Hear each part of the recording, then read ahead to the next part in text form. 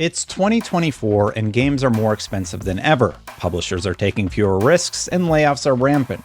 As the most front-facing of the big three gaming executives, Xbox CEO Phil Spencer sat down for an interview to lament the current state of the video game space. How does this industry get back to growth, was the resounding question he left us with in a recent interview with Polygon. It's clear that console sales aren't seeing the growth that even leaders in this regard would like.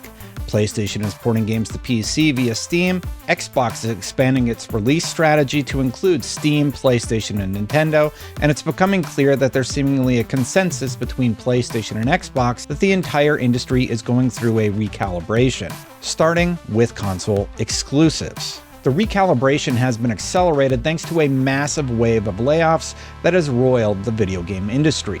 We covered the impact those layoffs have on those who create games before, and as thousands of applications flood the inboxes of the few companies looking to hire, it's likely many of the displaced will move on to new industries in the future. The entire industry is resetting to the commercial reality, with some companies realizing they have overexpanded, become unfocused in their strategies, or become overstretched financially. Pierce Harding-Rolls of Ampere Analytics tells IGN. By now, it's widely known that there are two primary culprits for the recent wave of layoffs. COVID is one, according to Michael Pachter of Wedbush Securities, and Dr. Serkan Toto of Kantan highlighted another reason this wave is hitting the industry. High interest rates, slowed down growth, inflation, and overall negative sentiment are clearly weighing on the game industry and gamers alike. As a result, Spencer says it's clear we'll be seeing a shift in the coming years away from console exclusives to mitigate the losses in revenue everyone has been reporting. The impact of the revenue needed to break even on $300 million budgets has had devastating consequences in the form of mass layoffs. Going forward, I believe the industry is not done yet seeing layoffs. We will see further bad news through 2024. The reply from Dr. Serkan Toto of Kantan Games is a concerning prediction that proves more true as the days pass in 2024. PlayStation, Xbox, and EA have drastically reduced their staff, making headlines at every major gaming publication. Embracer not only saw layoffs, but also started spinning out their recent acquisitions like Gearbox to new owners. And then Gearbox had layoffs. While Spencer is the latest to lament the negative impact the budgets and layoffs have on the entire games industry, highlighting a risk-averse publisher market, rising AAA game creation costs, and a flatlining console business, it's clear to him that things need to drastically change. PlayStation seems to agree, as they've slashed console sales predictions for 2024 from 25 million to 21 million, and highlighted plans to be more aggressive with PlayStation game releases on PC. All of this has an effect on the games industry as we know it, and more specifically, the console business. While PlayStation still champions the value of exclusive releases on its console, they've slowly but surely adopted a more aggressive PC release strategy as well.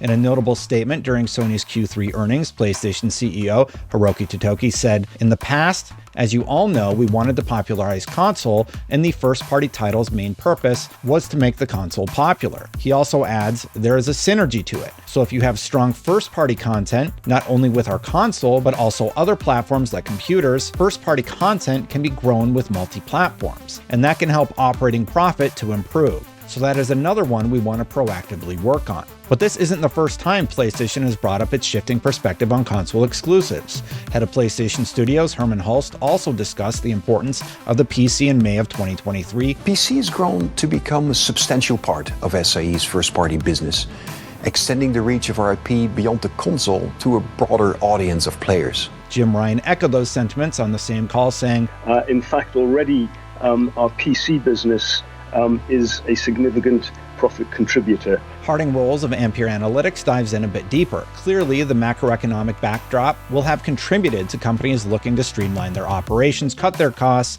reduce commercial risk, and cut investments. This is inevitable in the current climate, and it's relevant to all industries. He continues to cite wage inflation and increasing costs of game design as reasons many studios have started looking into the safest route forward.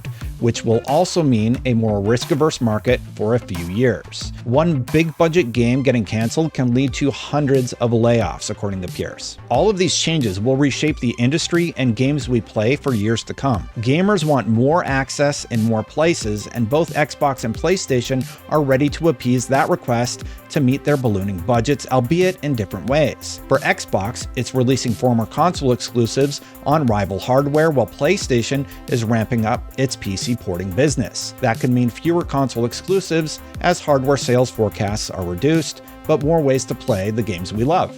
While pure console exclusives still go some way towards driving console sales, more so for Nintendo than others, it has become clear that gamers now expect to be able to play games on a variety of devices, Daniel Ahmad, Nico's director of research and insights, tells us.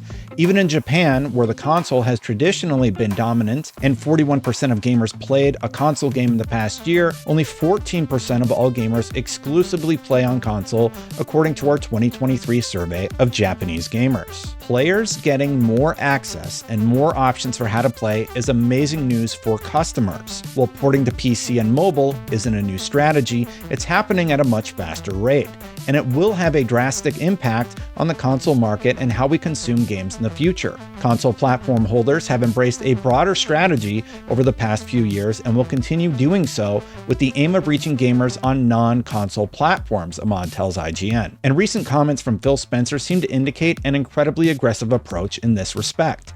Rumors are swirling of an Xbox handheld that will be more open to services like Epic Games having a place on it, and hopefully services like Steam, a strategy that aims to tear down the walled garden approach the industry has used in the console business for years. Harding Rolls adds, all console players now have strategies in place to reach broader audiences with their services, games, and IP. Out of the three companies, Microsoft has been the quickest and most active in evolving its strategy, largely because it has had a more acute need to look for growth beyond its console business. Even Nintendo is branching away, albeit in a different way, through theme parks and movies. Think of it this way.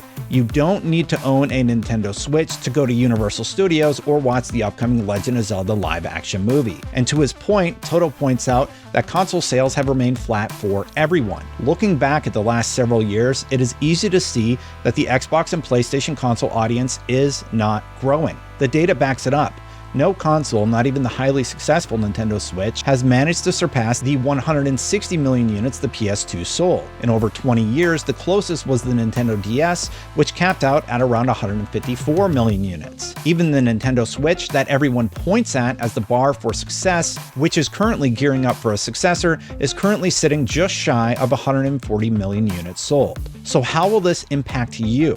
If you have poured a purported $300 million into developing Spider-Man 2, it makes sense to invest a comparably modest sum to port it over to the PC to address a bigger audience and drastically improve the bottom line, Toto says. A win for the customer, in my opinion. There are two main factors driving the expansion to PC and mobile, Ahmad elaborates. The first is the opportunity in terms of audience size and player spending, especially in Asian markets where these platforms are dominant. The second factor is that AAA game development budgets have continued to grow over the past decade, which pushed many publishers to increase the price of console games from $60 to $70. Free-to-play games also need a large and engaged audience to succeed over the long term, which may be limited by a capped console install base. Therefore, launching the games on PC or bringing first-party IP to mobile is a way to address these 2 points. Change can be scary for some, but take comfort in knowing that there's still a massive drive for spending on the console,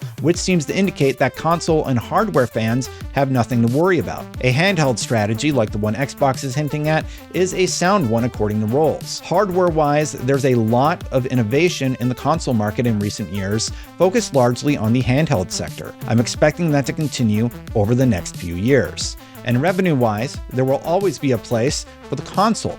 Console represents around 1/3 of total global spend on video game software and services, which shows the opportunity for console platform holders when expanding to mobile and PC. In fact, the contrast is even more pronounced in Asia and MENA, where over 90% of player spending is generated on non-console platforms, Daniel Ahmad tells us, and Rolls backs him up. None of the companies can afford to exit the console market as a platform holder without significantly reducing their games revenue. So I expect them all to remain committed to the console market for years to come. There is a chance we will have Microsoft and Sony focusing a lot more on handheld and the cloud, especially after how the Steam Deck revealed there is high demand for high-fidelity games on the go, Toto says. For today, however, one thing is clear. Change is coming. Change is here. More games in more places and a better value for the gamer is a huge win. Console exclusives may become less and less common, but if that means these companies are going to create more options for you, I am all for it. Let me know what you think about this in the comments below. I'd love to hear your thoughts. For more on all things gaming, keep it right here at IGN.